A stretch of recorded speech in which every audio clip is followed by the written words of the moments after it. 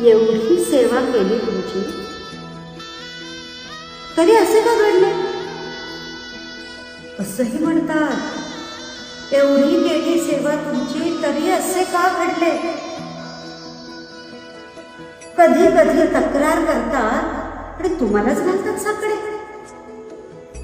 कधी कधी तक्रार करतात आणि तुम्हालाच घालतात साकडे.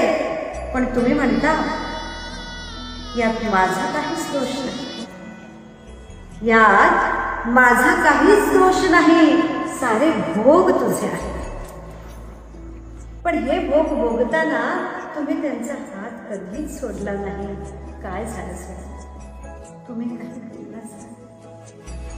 साऱ्यांचं करता करता तुम्ही कधी दमलाच नाही.